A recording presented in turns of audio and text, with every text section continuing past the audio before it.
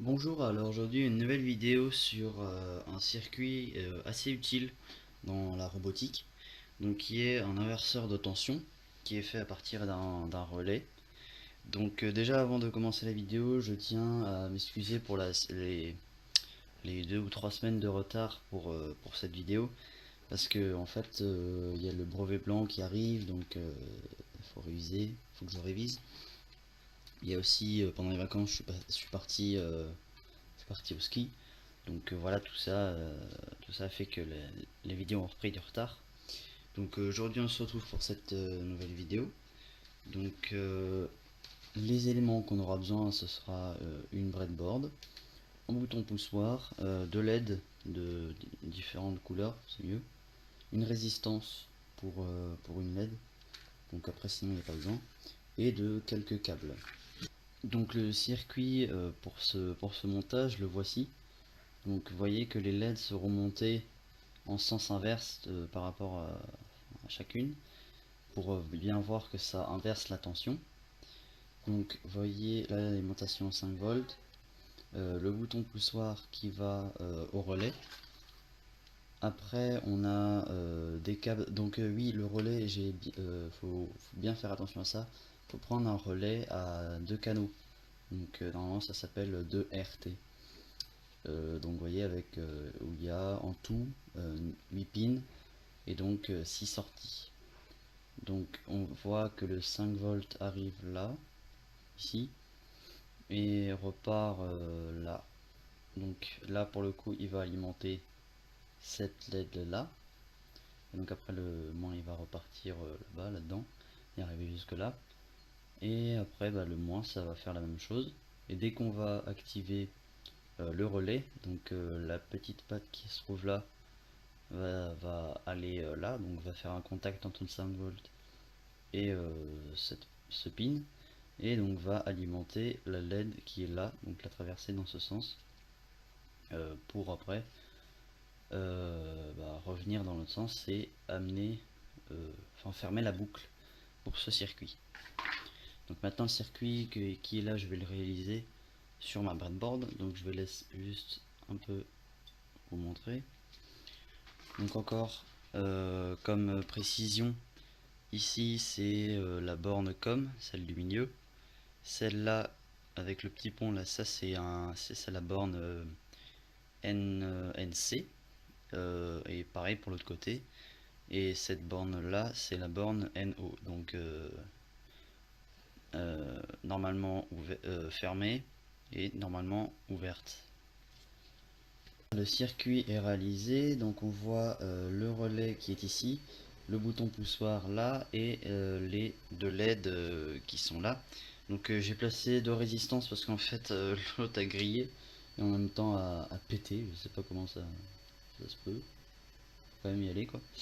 Maintenant on va tester. Donc après si vous avez des problèmes au niveau du montage, souvent ce qui se passe avec ces relais là, vu qu'ils n'ont pas des pattes très très longues, et bah en fait des fois il peut y avoir de mauvais contacts. Donc si votre circuit est prêt et qu'il vous arrive ça, des fois checker tout simplement en appuyant sur le relais pour qu'il y ait de bons contacts, pour voir, vous voyez, que des fois si j'appuie pas ça sort. Donc avoir des bons contacts pour que le circuit marche, tout simplement. Donc maintenant dès qu'on va appuyer sur le relais, ça va allumer la LED bleue parce qu'on a tout simplement inversé le courant. Et donc après maintenant si on veut tester avec un multimètre, donc là je vais juste prendre deux câbles. Alors la connexion des fils hein, c'est complètement au pif, hein, on s'en fout. De toute façon ça va être l'un ou l'autre à un moment donné. Donc voilà, je l'allume et on voit qui a marqué 1,85, c'est la tension pour les LED. Et dès qu'on inverse, on voit que le courant s'inverse. Alors je sais pas pourquoi. Ah si. Donc là encore un petit phénomène assez marrant, mais assez simple. Vous voyez que là, vu que la LED est quand la LED est rouge, on a 1 volt 86. Et dès qu'on passe à la bleue, ça donne 2,64 volts. Et donc pourquoi ça fait ça? Pourquoi il y a une différence de tension telle? Et bien tout simplement parce que la LED rouge va consommer plus de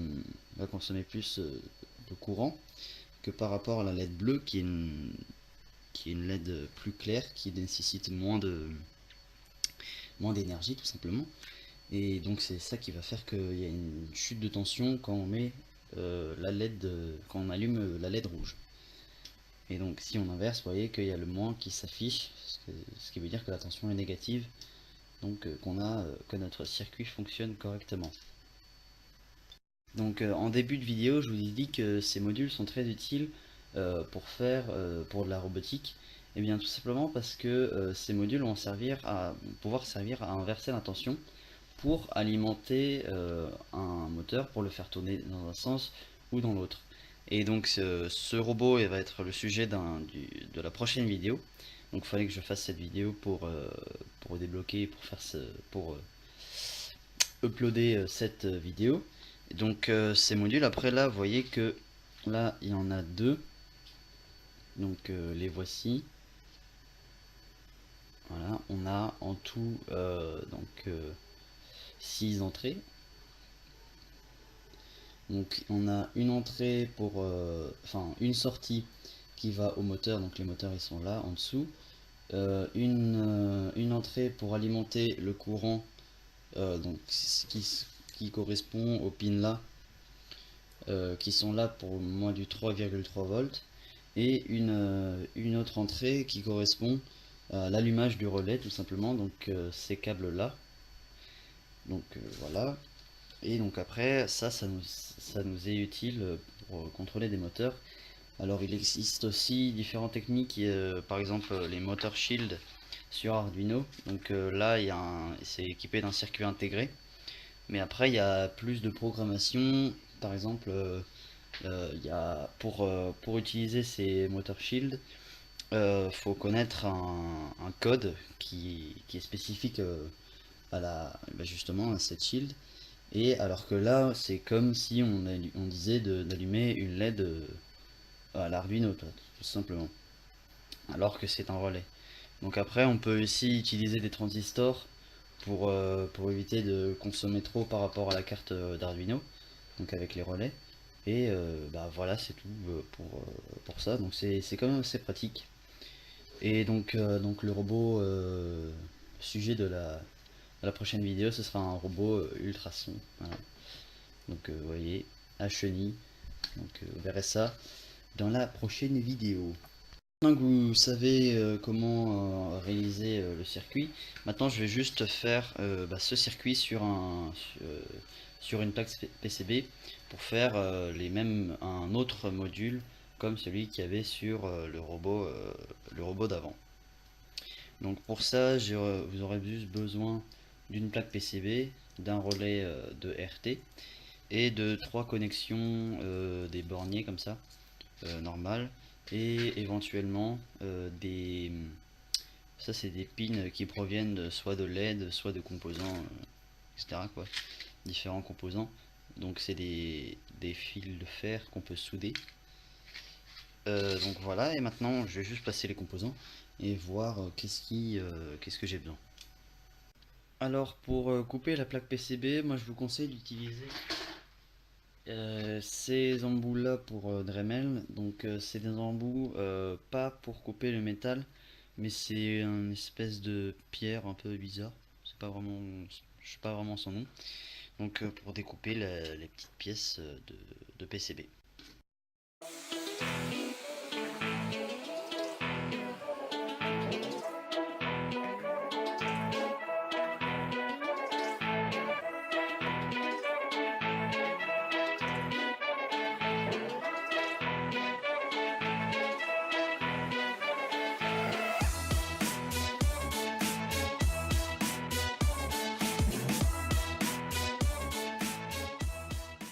Et bien voilà, le module est totalement terminé. Donc je vous ai juste pas montré la partie câblage parce que ça sert un peu à rien. Donc juste pour vous montrer une petite vue. Dans dessous, voilà ce que ça donne. Donc ici, je le rappelle, ça c'est l'entrée du module pour par exemple alimenter les moteurs. Ça c'est l'entrée pour allumer le relais et ça c'est les sorties. Donc vous voyez que j'ai toujours mon petit système avec mes deux LED inversés. Quand je pose le truc là, j'allume, vous voyez que la LED est rouge et constamment allumée. Maintenant, si j'allume le relais, on voit que la LED bascule au bleu. Donc c'est bon quoi, ça fait une bonne inversion de tension. Par contre, il faut pas qu'il y ait de contact avec le métal. Voilà, c'est bon.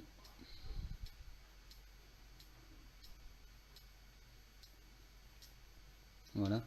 Alors après aussi, un autre problème qui peut se produire, c'est par exemple si vous avez, comme moi, une alimentation breadboard 5 volts, il se peut que le relais ne fasse pas très bien contact. Et justement, comme avant on a pu le voir, la LED bleue ne s'allume pas.